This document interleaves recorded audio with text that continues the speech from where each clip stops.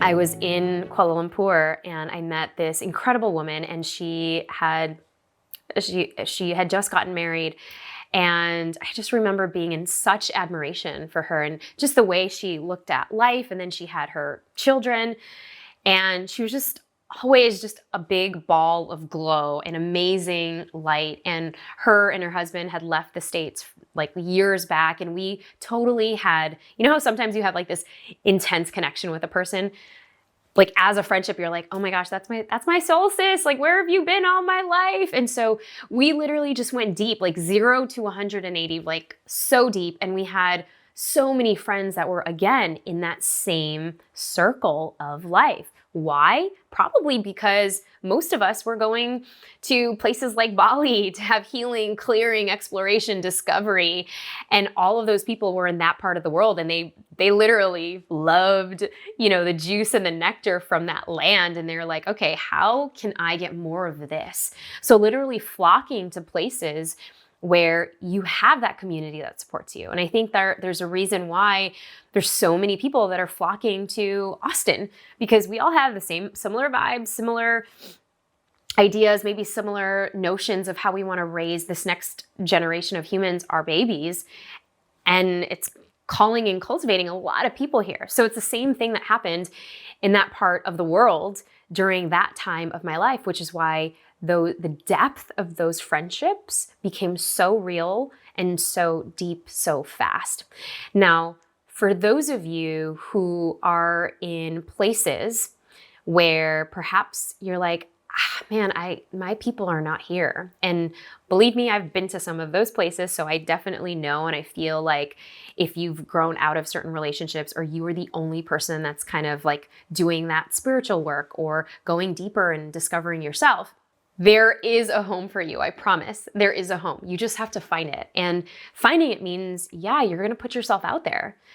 How are you actually thinking of community or networking or friendships? Are you willing to do?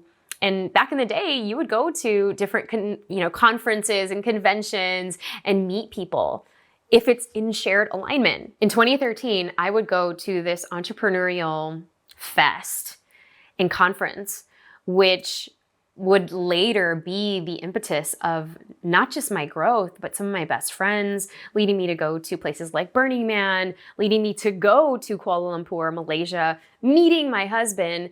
And so it was literally that one place that opened the door for everything else in terms of relationships, in terms of spiritual growth, in terms of depth, that I could not have asked for a better opening into. And for you, it would probably require seeking that out. Have you been on a retreat before? Have you gone to a different part of the world and explored by yourself? I think a lot of times, in order to connect with people, and this is to, I know moms, we are so busy, but I remember one time last year when I think it was just in the early days of pregnancy with Isla, and I basically couldn't do much but sit on my couch and sleep and journal. But there was a point where I was like, wow, I need to cultivate more mom friends, like more moms who are also lady bosses, more moms who are also like entrepreneurs that knew exactly what it takes to be a mom boss, and entrepreneur at the same time. Because in the area that we were living in Playa Vista in LA, most women either were, stay-at-home moms, or they were, they had traditional jobs, which was totally fine and great.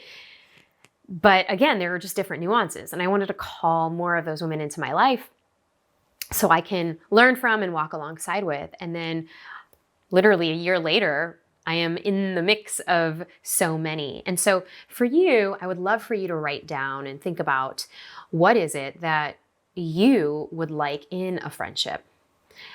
How do you want to be in a friendship?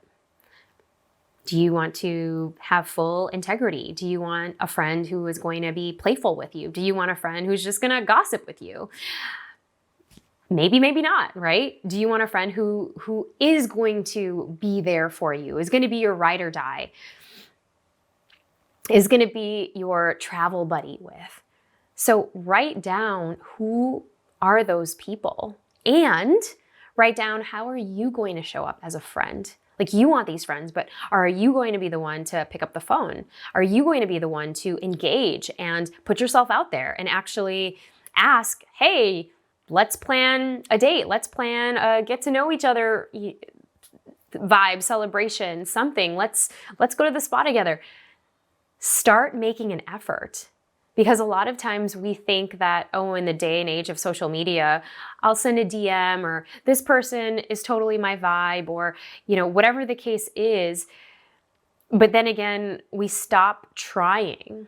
And connection, whether it's a business relationship or whether you meet somebody, let's say at a business conference or a business event, that connection happens, but it still takes nurturing.